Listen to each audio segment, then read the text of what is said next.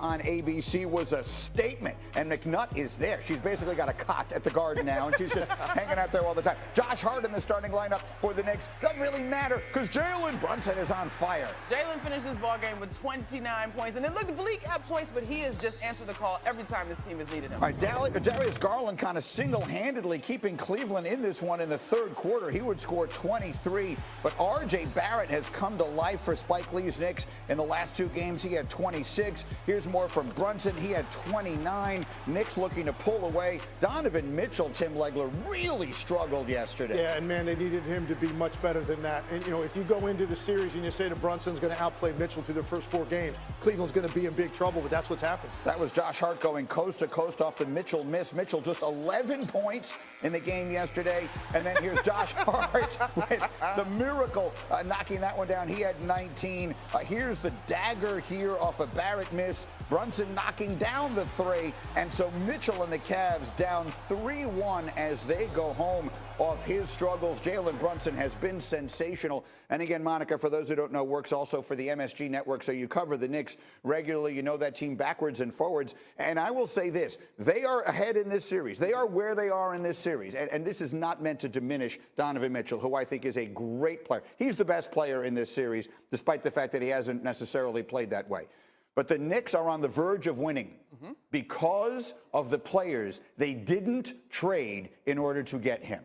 Yes, Greeny. Yes, and I cannot wait for 10 o'clock and our brother Stephen A. Smith to acknowledge you don't have exactly to. He'll be that. here at 9:30. Stephen A. on Get Up 9:30 this morning. We'll say the same thing. Exactly that. Now, there's a couple things that have happened. Just a quick recap on the Knicks season that I think were very pivotal in terms of developing guys. Mitchell Robinson goes down around late November, December. Isaiah Hartenstein has to step up. His stat line is not impressive, but he had a huge game yesterday. And then when Julius injures his ankle at game 77 and misses the last 5 games, Obi Toppin is allowed to have the runway to get invaluable experience, and he was big last night. But the addition of Josh Hart, the development of Jalen Brunson, and I feel funny about Jalen being in the conversation for most improved because to me it's more like most unlocked. He's had the capability to do that, but this year, clearly in New York, he is the #1 guy, and he has answered the bell. I actually did vote for him for most improved because despite the fact that he was already a really good player, I don't know that the world knew he could be what he has become, Legs, which is like a true #1 type player on a team that right now is knocking on the door of winning a playoff series. He has obliterated our expectations of his ceiling. Yeah. And I'll be the first. I'll be the first. Well said. I'll be the first to admit it. Yeah. When he came out, I thought Jalen Brunson's going to be a very nice NBA guard. I didn't know if he'd ever be a starter on a really good team, much less a guy that's averaging 24, 25 points a game, and now has been the best player in his first playoff series with this team on that stage. And that's the one thing I think that we discounted, and maybe we should have paid more attention to it. This guy is built for this. And we should have seen that by the way he played at Villanova. And I remember going out to one of their practices back when he was at Nova, walked into the gym 30 minutes before the coaching staff got in there. Jalen Brunson was running the practice by himself. I've never seen anything like it for a college player. You should have known then. He's made for the moment. He embraced Madison Square Garden, and he has taken over. I mean, I love the college reference, Legs, but we should have known last year in the playoffs when Luka Doncic is not available. Yeah, Brunson, that's what I mean. That's why I voted for him for what. Either way, the point is the Knicks are 1 win away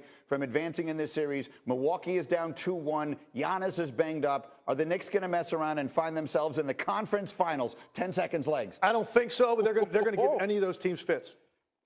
Agreed. I think the one thing I will say as we look ahead to the Bucks, Karis LeVert made it very, very difficult on Jalen in game 2. Yes, he made adjustments, but the Bucks have that kind of caliber defender. All right, we will see. Well, these two are here all morning long. Again, Stephen A.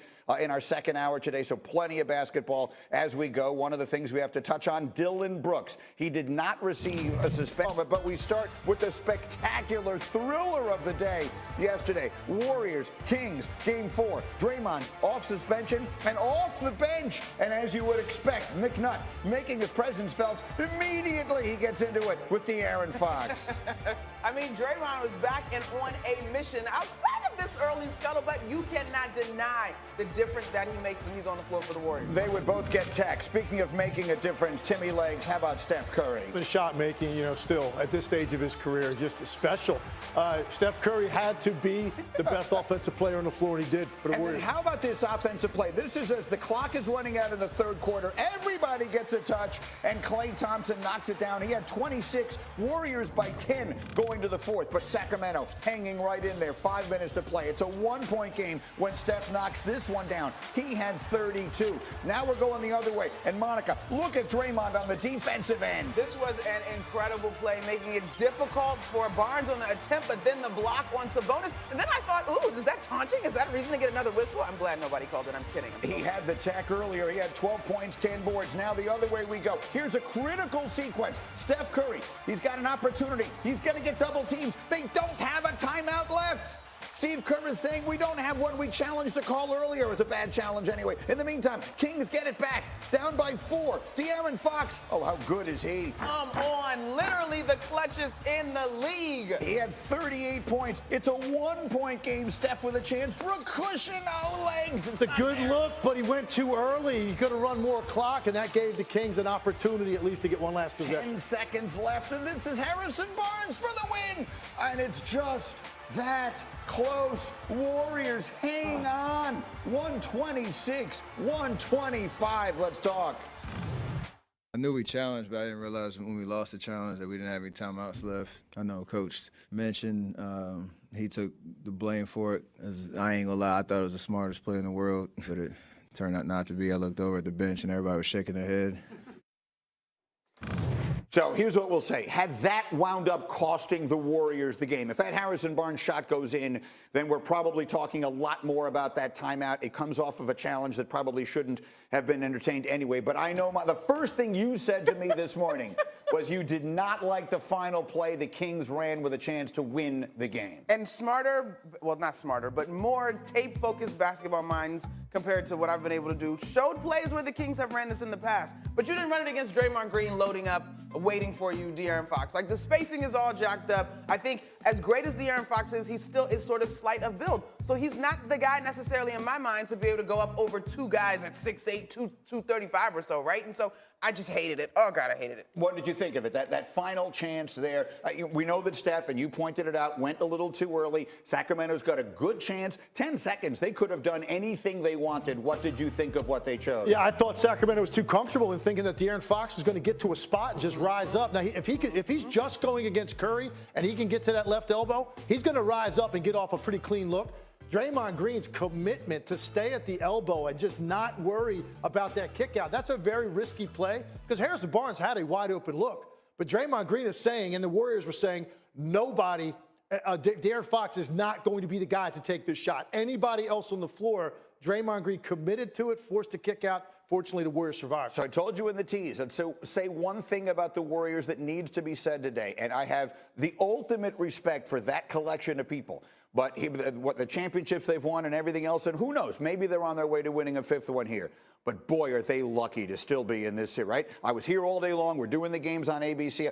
They are, in like 7 different ways, they should have lost that game yesterday. I probably had 15 different plays written down in the 4th quarter alone, right? That any one of which go a different way. Yeah. The Kings probably win the game. Yep. So you look at it now, they're sitting here. Yes, they've hung on by a thread a couple of times, but they've gotten themselves to a position now with all of this playoff experience and being in these big stage moments so many times. They've shrunk this series to a best of 3.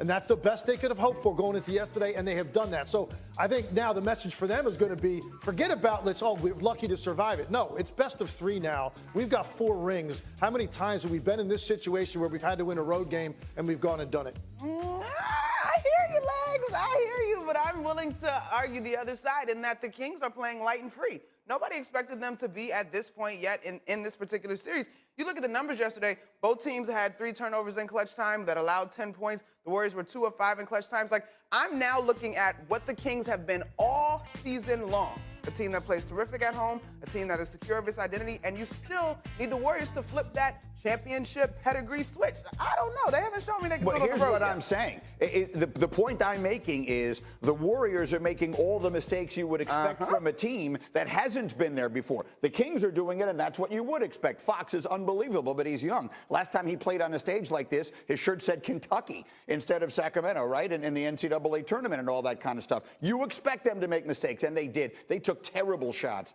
in that fourth quarter yesterday. Malik Monk on one offensive drive, racing to the basket when he shouldn't have. So they made a lot of mistakes. The point is the Warriors did too, not just the timeout that Steph called that he didn't have. No, that's what I said to Monica out in the hallway. I said this game was really decided by people taking advantage of other people's mistakes. Right. That's really what it came down to. Right. And as it turned out, the Kings weren't able to take advantage of that last one with an open look for Harrison Barnes. But you're 100% right. And look, Sacramento should feel really good. Right? Golden State's been terrible on the road. It's 2-2.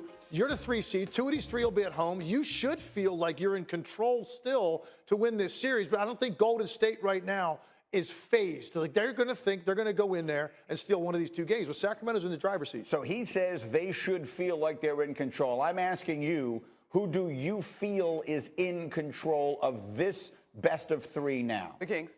And literally, it is purely on the numbers that we've seen from both of these squads over the course of the regular season, and that would be the home road splits. Like, the Warriors did not go and split in the first 2 games. If they had done that, I might feel differently. But the Kings have home court. And I like the word choice of phase, though, Legs, because the Kings have withstood every punch. The third quarter should have been the third quarter of doom. That should have put the Kings away in terms of the Warriors outscoring the Kings. And here they are with a chance to win with 10.5 seconds to go. So I think the Kings have seen we can go toe-to-toe with these guys. I totally agree. The Kings are in the driver's seat. They should feel that way, right? 2 of these 3 are at home. The Warriors have been terrible on the road all year. The only thing I'm saying about the Kings is this.